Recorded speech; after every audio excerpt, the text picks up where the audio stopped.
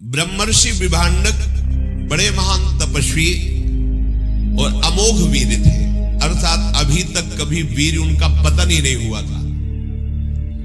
उनके प्रतापी पुत्र ऋष्यशृंग का जन्म कैसे हुआ है मैं बताता हूं। विभांडक मुनि परम पूजनी, महान तेजस्वी, कश्यप गोत्री, कोई भी देवता उनके सामने टिक नहीं सकता, ऐसी प्रचंड तपस्या। वो एक कुंड में खड़े होकर के जल में मंत्र का अनुष्ठान कर रहे थे। दीर्घ काल तक महान कष्ट सहते हुए मंत्राकार वृत्ति। तस्य रेता प्रचस्कंद दृष्ट्वा अप्सर उर्वशीम। देखो अभी चरित्र सुना, एक तपस्या का और एक श्री कृष्ण मित्र का। श्री कृष्ण में अब तपस्या।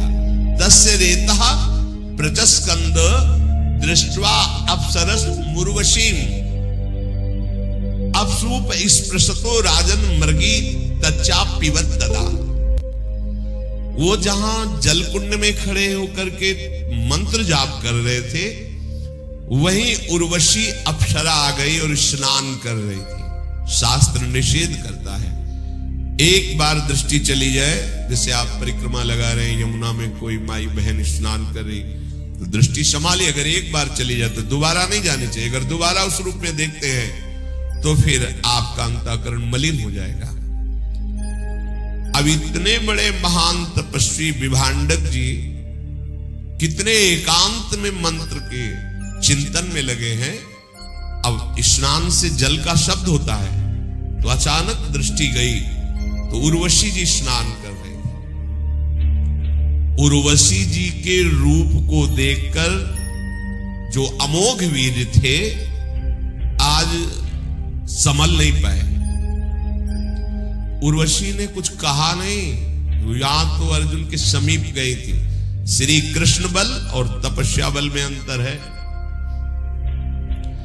उनका वो अमोघ वीर इतना मन व्यथित हुआ, कुछ छुआ नहीं, कुछ नहीं कि उर्वशी को जाके स्पर्श, कुछ नहीं, केवल दृश्य देखा, मन विचलित हो गया। तो एक मनोवाह नाड़ी, अगर मन विचलित हो गया तो मनोवाह नाड़ी स्थित ब्रह्मचर्य को भी स्खलित कर देती है।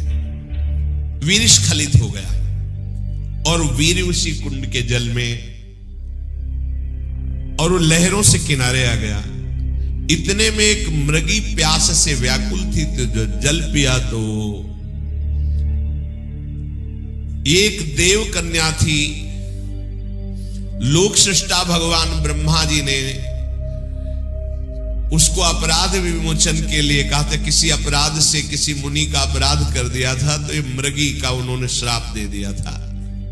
तो उन्होंने कहा था जब तुमसे एक ब्रह्म ऋषि का वीर्य हमारे उदर में जाएगा और एक ब्रह्म ऋषि ही प्रकट होगा तो तुम मृग योनि से मुक्त हो जाओगी। तो वास्तविक ये देव कन्या थी। ब्रह्मा जी की वाणी अमोघ है, दैव का विधान अमोघ है। उसके उदर में वीर्य गया और ये श्रृंग एक सींग बालक प्रकट हुआ। अब वहीं आसपास रहते तो जब बालक को देखा तो विभांडक ऋषि ने ध्यान के द्वारा देखा ये तो मेरा ही बालक है, मेरे ही। तपस्या में संलग्न रहने वाले बनवासी श्री विभांडक ऋषि ने ऋष्यशृंग को अपने पास दुलार प्यार करके पालन पोषण करने लगे। एक सींग होने के कारण उन्हें श्रृंगी ऋषि ऋष्यशृंग कहा गया। उन्होंने जीवन में ना तो कभी किसी स्त्री को देखा था ना कभी किसी पुरुष को, केवल अपने पिता को देखा था बस। और वो मृगी जन्म देकर ही पधार गई थी, इसलिए उनका स्वाभाविक ब्रह्मचर्य था, कोई चिंतन ही नहीं था। चक्रवर्ती सम्राट महाराजा दशरथ जी के मित्र थे लोमपाद अंग देश के राजा। इन दोनों में यह हुआ था जिसके पहले संतान होगी वो एक दूसरे को देगा। तो महाराज दशरथ के शांता नाम की कन्या हुई थी जो इन लोमपाद अंग देश के राजा को उन्होंने दी थी। इनके स्वभाव में थोड़ा सा रुद्र भाव आ गया था। तो ब्रह्म ऋषियों से उन्होंने कटु व्यवहार कर दिया। वो नाराज होकर इनके यहां से चले गए। ये अपराध के कारण पूरे देश में वर्षा होनी बंद हो गई। देखो, जब धर्म का और भजन करने वालों का, सतशास्त्रों का अपमान होता है तो किसी और को दंड देने की जरूरत नहीं, प्रकृति दंड देने लगती है। फसल पक्की खड़ी है, ओले और पानी गिर गए, नष्ट हो गया। जब पानी की जरूरत है तो सूखा है, और जब पानी की जरूरत नहीं तो पानी, उल्टा प्रकृति दंड देने लगती है। अब इनके यहां वर्षा ही नहीं हुई, अब तो घबरा गए, बहुत भयभीत हुए और ब्राह्मणों को एकत्रित किया और पूछा कि मेरे से क्या अपराध बन गया। तो उनमें से एक श्रेष्ठ महर्षि खड़े हुए, उनका, राजेंद्र, ये जो वर्षा नहीं हो रही, तुमने ब्राह्मणों का अपमान ब्रह्म ऋषियों का किया, जब तक तुम प्रायश्चित नहीं करोगे तुम्हारे यहां वर्षा नहीं होगी। हाथ जोड़कर कहा कि महाराज, अनजाने में या राज भाव के अभिमान में कोई गलती हो गई तो आप ऋषियों को क्षमा करना चाहिए। मेरे अपराध के कारण सारी प्रजा भूखी मरे, आप सब दयालु हो। तो उनका इस समय तपस्या में सबसे बढ़ चढ़ करके विभांडक ऋषि के पुत्र श्रृंगी ऋषि, ऋषि श्रृंग हैं, उन्होंने आज तक कभी स्त्री देखा नहीं है। यदि आप उनको किसी भी तरह सम्मान पूर्वक लाओ और अपने सिंहासन पर विराजमान करो, अभी वर्षा हो जाएगी, दूसरा कोई उपाय नहीं। राजा लोमपाद ब्राह्मणों के चरणों में बार बार प्रणाम करके अपनी राजधानी में आए और विचार किया कि ऐसे महातपस्वी को कैसे लाया जा सकता है। राजा, मंत्री और ब्राह्मणों से सलाह की कि क्या उपाय हो सकता है। तो उनमें एक बहुत प्रवीण मंत्री ने कहा कि अगर कोई चतुर युवती उनके पास जाए, उन्होंने कभी स्त्री नहीं देखा, और फंसा करके आपके सिंहासन तक ले आवे तो वर्षा हो जाएगी। राजा ने अपने दरबार की प्रधान वैश्या को बुलाया, वो बहुत वयोवृद्ध थी और उसके शासन में शास्त्रों 9 युवतियां राज सेवा में नृत्य, वाद्य, गान, कला आदि की।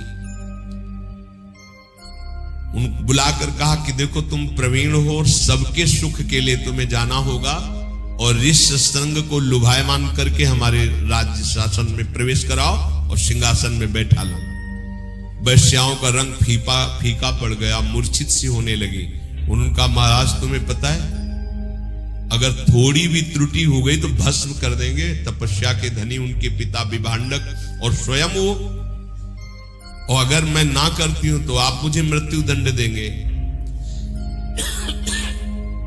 इसलिए मैं, कार्य तो असंभव है पर आपके लिए प्राणों की बाजी लगाकर प्रयास करूंगी। मैं जो भी आदेश करूं उसका तत्काल पालन किया जाए। राजा ने कहा, ऐसा ही होगा। मुनि कुमार को लुभायमान करने के लिए तुरंत एक आश्रम की रचना की जाए नाव पे, 4 योजन, 1 योजन का मतलब 4 कोस, मतलब 16 कोस की नाव, और उसमें कृत्रिम आश्रम, कृत्रिम वृक्ष, कृत्रिम फल, लताएं, देखने में ऐसा नहीं लगना चाहिए कि कृत्रिम है, उसकी रचना करवाए।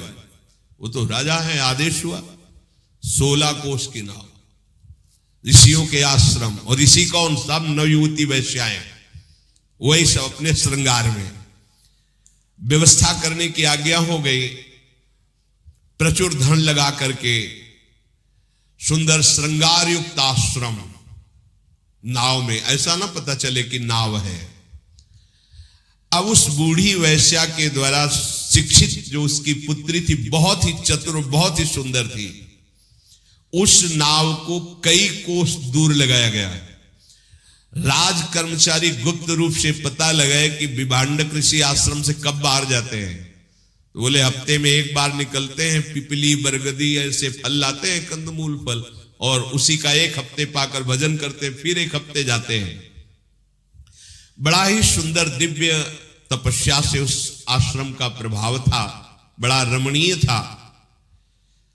विभांडक ऋषि फल लेने के लिए गए हैं, ऐसा जे ही गुप्तचरों से मिला, उसने अपनी पुत्री को, वो कांप गई कि मैं ऋषि के पास जा रही हूं, पुनः वापस आ पाऊं कि ना पाऊं, क्योंकि रुद्र दृष्टि हो जाएगी तो भस्म हो जाएंगे। जाओ तुम राजा के लिए प्राण देना, ये हम प्रजा हैं, हमारा धर्म है, इसलिए तुम जाओ, बहुत सावधान रहना। ऋषि कुमार बिल्कुल भोले भाले, आज तक किसी मनुष्य को नहीं देखा, स्त्री की बात क्या है। डरते हुए आश्रम में पहुंची और देखा कि ऊर्ध्व नेत्र किए हुए वो बैठे हुए, दिव्य तेजो में कांप गई, पर अपने राजा के कार्य को संपादन करने के लिए समीप गई। खड़े हो गए ऋषि संग, कोई ऋषि पधारो, देखा ही नहीं था स्त्री। खड़े होकर के नमन किया, अर्घ्य दिया, आसन दिया, बहुत पीछे हट गई और उनका हमारा नियम है, कुछ हम ऐसा अनुष्ठान कर रहे हैं, तुम्हारा अर्घ, तुम्हारा कोई भी पूजन हम स्वीकार नहीं करेंगे, केवल आप आलिंगन कर सकते हो। हाँ ठीक है, ना तुम्हारा दिया हुआ आसन, इतनी सामर्थ्य है कि वैश्या होकर एक ऋषि के द्वारा दिया हुआ अर्घ और आसन कुछ नहीं, वापस रखो, केवल आलिंगन कर सकते हो। तो जानते नहीं थे कि स्त्री आलिंगन। अब वो क्या कि ऋषि तुम्हारी त्वचा कितनी सुंदर, हमारी कैसी है। अब वो तो जंगल में रह रहे, गर्मी सर्दी से त्वचा और वो तो सुंदर नवयुवती वैश्या, तो बोले ऋषि तुम्हारी त्वचा कितनी, तुम्हारी जटाएं कितनी कोमल, कोमल बाल और सुगंधित तेल से सींचे हुए, बार बार तुम किस देश के ऋषि हो। और वो तो कभी देखा ही नहीं ना, स्त्री कभी देखा ही नहीं। बड़ी उनको उत्सुकता हो रही कि किस देश के ऋषि हमारे यहां पधारे हैं, मुझे दर्शन से बड़ा सुख मिल रहा है। ब्राह्मण आप तो बहुत ही सुंदर लग रहे हो, बहुत बड़े तपस्वी हो गए तभी इतने सुंदर हो, तो मेरा अर्घ और फल फूल क्यों नहीं ले रहे। दिया हुआ कुशासन, आप इससे सुखपूर्वक बैठिए, वह नहीं, आज आप हमारे आसन पर बैठेंगे, मखमली सुंदर आसन होगा। हमारा आसन तो चुभता है उसका, तुम्हारा आसन तो कितना सुंदर बैठा। वो भोले वाले जालते ही नहीं, ये तुम्हारे फल हम नहीं, हमने नियम ले रखा है कि जितने दिन अनुष्ठान चलेगा हम किसी ऋषि का कुछ नहीं लेंगे। हम कुछ फल लाए, बड़े सुंदर सुंदर अंगूर, मीठे मीठे सब। हाँ ऐसे तो कभी हमने फल खाए नहीं। बोले तुम्हारा दिया हुआ जल भी नहीं, हम जल दे रहे, विशिष्ट प्रकार का बनाया हुआ आसो, ये साधारण नहीं, विशिष्ट। जैसे अंगूर का भी तो आसो बनता है, महुआ का भी बनता है, ऐसे विशिष्ट फलों के रसों का आसो उन्मादकारी। अरे पिया उनका, मैंने तो जिंदगी में ऐसा नहीं पिया। वो बड़े आनंदित हो। और ये ऋषि, ये भूमि डोलती नजर आ रही है, वो आसो पिए हुए, बार बार हृदय में आलिंगन। और दूर एक गुप्तचर खड़ा है कि विभांडक ऋषि कितनी दूर है, कितने समय वापिस होंगे। वो कहा आप मुझे प्रणाम मत कीजिएगा कभी, तभी मैं बार बार आऊंगी। उनका जैसा आप कहेंगे वैसा, मैं आपके लिए बंदनी नहीं हूं, आप मेरे बंदनी हैं। मैं आपके लिए दर्शनी नहीं हूं, आप मेरे दर्शनी, मैं आपका दर्शन कर ले आई हूं। बार बार उनके द्वारा आलिंगन को ऋष्य श्रृंग बड़ा सुखद अनुभव करने लगे। वो बार बार वो तो आई है रिझाने के लिए, सुंदर माला, सुंदर सुखद वस्त्र, सुंदर इत्र उनके शरीर में लगाया। वो बहुत प्रसन्न है, खेल रहे हैं। सूचना, गुप्तचर दूर खड़ा है, उसने इशारा किया कि वो चल पड़े हैं, भागी वहां से तुरंत। अब हमारे अनुष्ठान का समय हो रहा है, किसी दिन हम अवसर लगा के फिर आएंगी। और ये बात अपने पिताजी से कहिएगा नहीं कि कोई ऋषि आए थे। ओ चलिए, अब ये तो पृथ्वी घूम रही, अब ये बैठे बस वही ऋषि चिंतन में, उस ऋषि के कपोल कैसे, उसकी जटाएं कैसी, पूरा चिंतन।